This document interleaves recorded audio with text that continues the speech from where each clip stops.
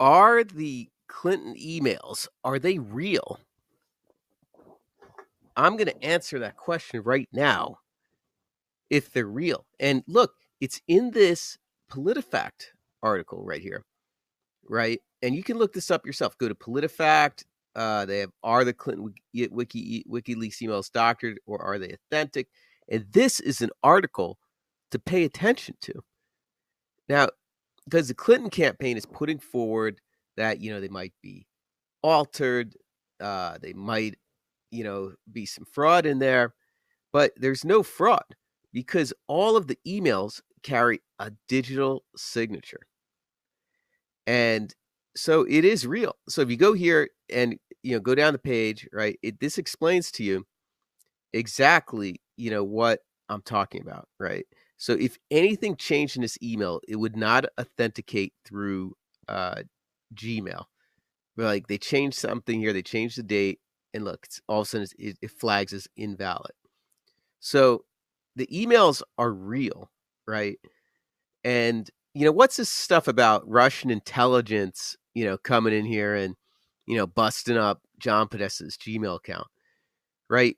When I was a low-level employee at Travelers Insurance, as a low-level employee at Travelers Insurance, right? In order for me, a low-level employee, to access the email system, I had to have this token where the code would change, and it was such a high secure operation, right?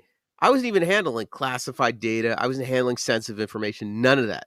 And I had to have all this shit to log into their email system to send a simple email. So, this guy, John Podesta, he doesn't understand technology. He's running this highly sensitive campaign, highly sensitive information. Maybe some classified information is on there, but definitely everything he's working with is very, very sensitive.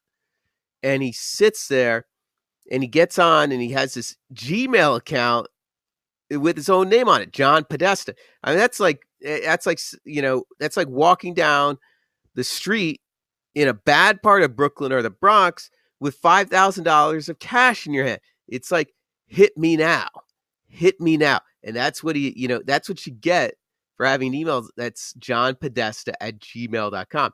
And the guy's like over 60 years old, because I could picture him, he's on the bus or whatever, banging away on his computer, and he types it in, and his password's runner4567 across all of his accounts. So he'd be logging onto his Twitter account, he's banging away, and someone's looking over his shoulder. And someone is.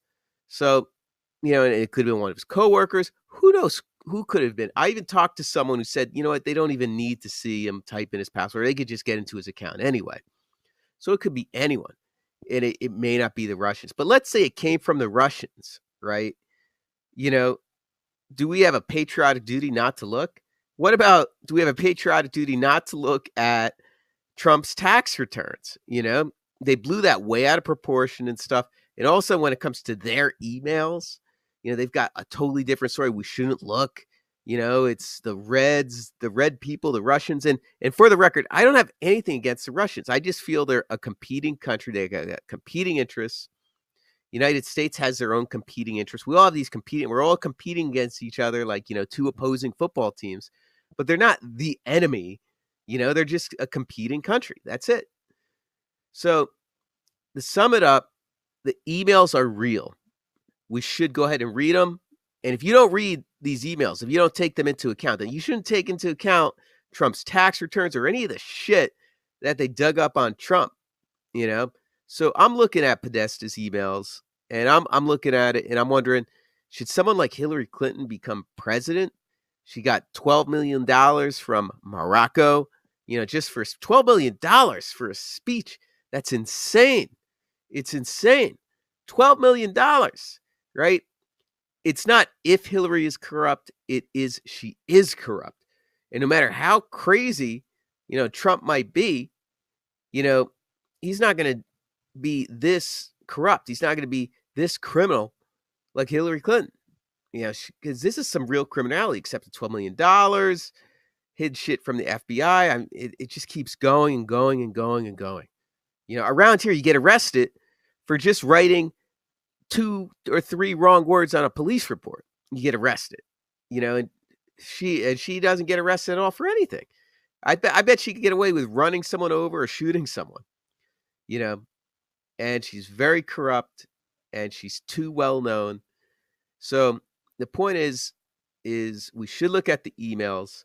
The emails are real. They are authentic, no matter what lies the Clinton campaign puts out.